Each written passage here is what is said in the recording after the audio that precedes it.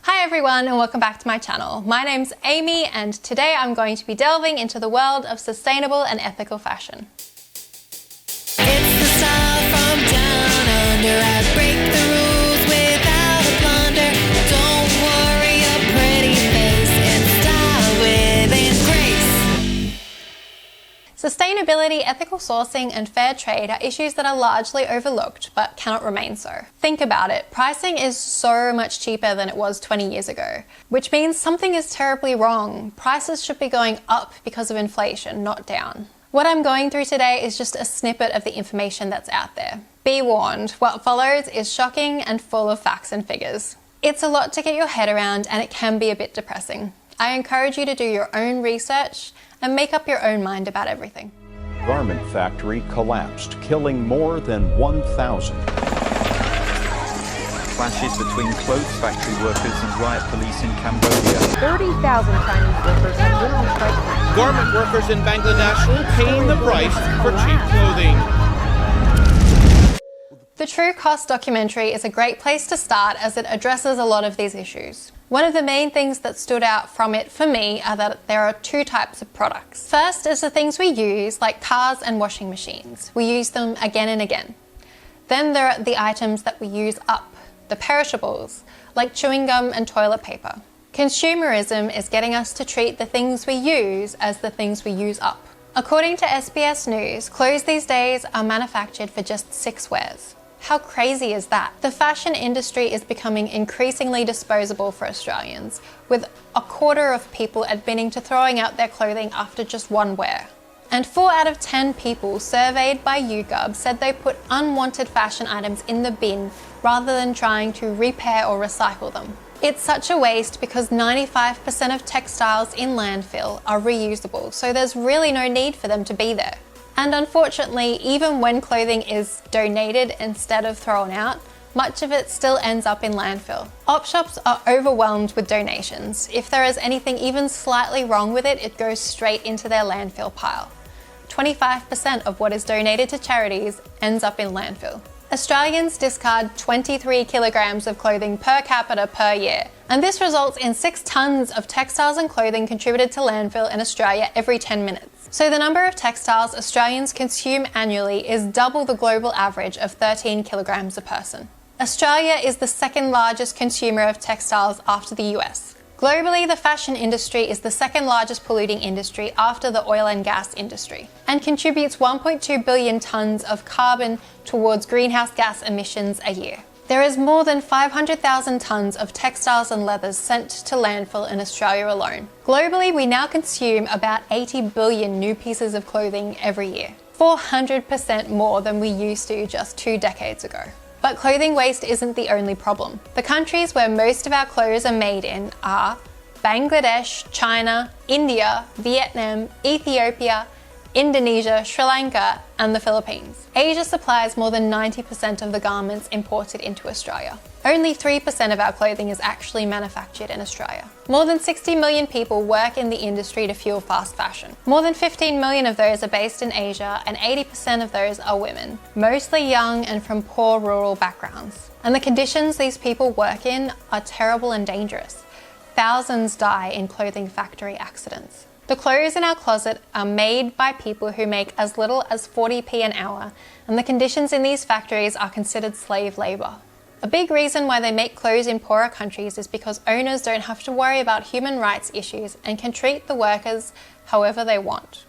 Of all the money spent on these new clothes we are constantly buying, only 4% goes to the garment worker. So after all these depressing statistics, I hope you're still with me, because despite these shocking facts and figures, the outlook isn't entirely grim. More and more fashion brands are obtaining ethical accreditation from Ethical Clothing Australia. And importantly, there are plenty of steps that you can take as a conscious consumer to prevent the spread of fast fashion.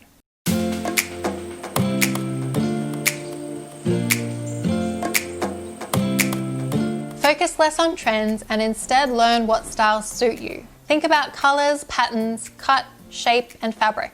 We need to consider whether we should snap up another so-called bargain. It's the impulse shopping that leads to an increase in dumping, more so than considered purchases. So slow down and think about things properly so they don't end up in the bin.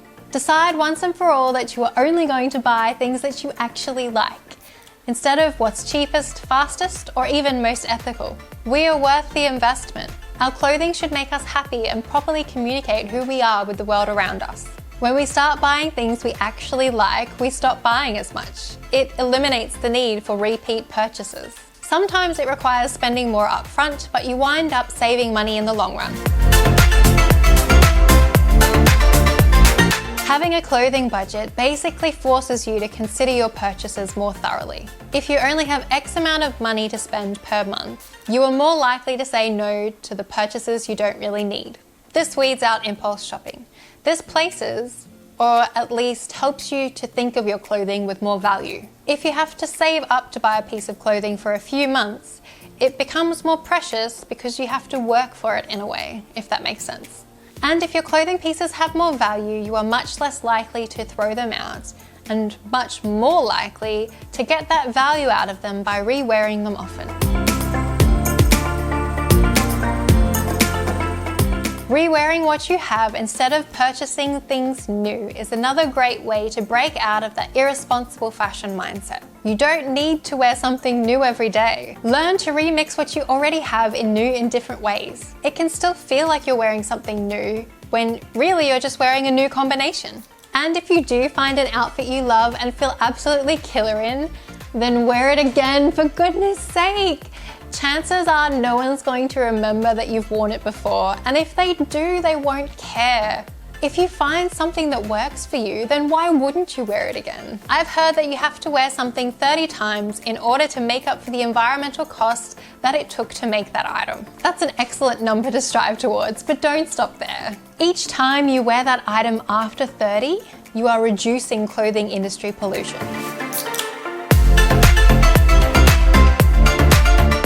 Once your piece of clothing gets up to that 30 wear mark, it might start to fall apart a little, but that doesn't necessarily mean that you have to throw it away. If it no longer fits, can you take it in? If the seam has ripped, just sew it back up again. If it has a hole, can you add a patch over it and keep it wearable?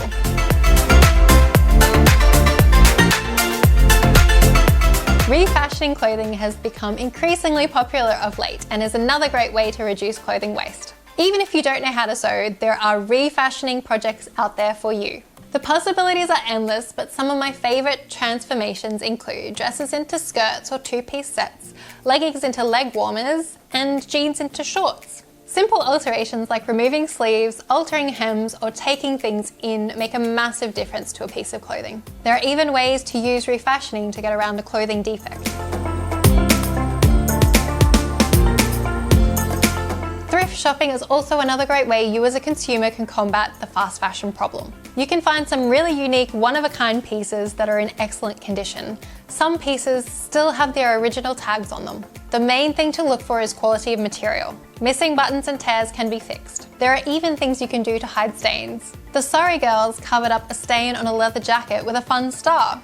If there is a bleach mark on clothing, just continue the pattern with more bleach. Make it look like it's on purpose. If the style of clothing isn't something you normally wear, you might be able to refashion it into something that does fit your personal style.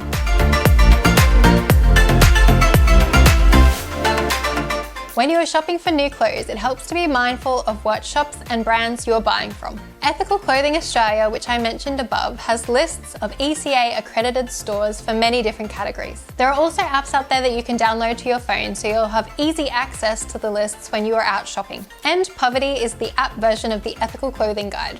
It gives each store a report card rating based on the strength of their systems to reduce the risks of slavery, child labour, exploitation and environmental degradation in their supply chains. Higher grades are given to companies with labour rights and management systems, if implemented well, should reduce worker exploitation.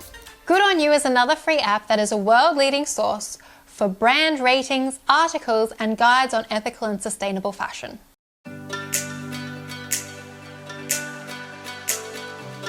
I'm no saint when it comes to these issues, so I'm not judging anyone out there. If you're familiar with my channel, you know that I'm quite the fan of Shein, which is really not the greatest brand in terms of its labour and environmental policies. Even knowing what I do about the fashion industry, it can be easy to get pulled in by the cute clothes, the sales, coupons, and other attractive gimmicks. From an ethical standpoint, I would love to buy all fair trade all the time, but aesthetically, more often than not, it's just not what I'm looking for. And it's not in my budget.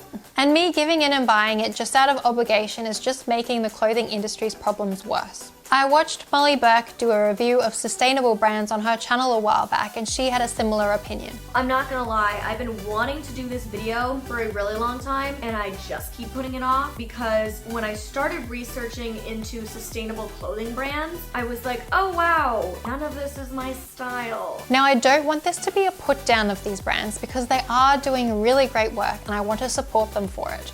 But I think, like me, many who consume fast fashion aren't ready to forego cheap t-shirts and lead a certified fair trade fashion lifestyle altogether just based on feelings. And I find when you judge people, you only push them further away. So I'm running with a different approach because I do think aesthetics matter. I do think that my feeling confident and happy in what I wear is not just a worthy cause, but it's why we bother with fashion at all. I'm definitely not going to stay in the unhealthy fast fashion space that is running rampant at the moment, but I'm not going full fair trade either. I'll just supplement what I can get ethically and that I actually like with the more unique pieces that I can find through other brands or even through thrift shopping. This is not to say that every ethical clothing brand is unfashionable or boring, but at least for me, the choices tend to be less exciting than I'd like. Each brand is unique though and do different things well. A few of the more well-known brands include Pact, Everlane, and Reformation. Everlane has a lot of basics, not many patterns, but the occasional bright color if you like that. Pact seems to mostly be loungewear and activewear. Reformation is more my style with more trendy and unique pieces, patterns and colours, but their prices are a little more expensive. An Australian brand that I discovered called Spell and the Gypsy is great for anyone with a more bohemian style. I'm not going to go into every brand here, but if you'd be interested in learning more about specific brands, leave me a comment below.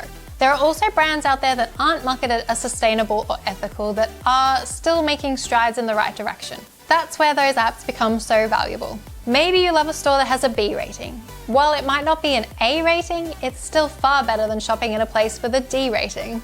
Maybe when we stop feeling guilty and judging others, we may be motivated to make better choices. Someday we'll have thousands of sustainable and ethical brands that speak to all styles and budgets, but for now I'm sticking to my middle ground. Thumbs up for the middle ground! I'll keep trying to do my best, and like with all things in life, balance is what it's all about. Subscribe if you want to come along with me on this journey. There is still so much I could talk about on this topic, but I'm going to leave it there because this video is starting to get rather long. If you want to know more about anything that I've mentioned today, let me know. I recommend taking a look at Kristen Leo's YouTube channel. I'll link it in the description box below. That's it for me. Bye for now.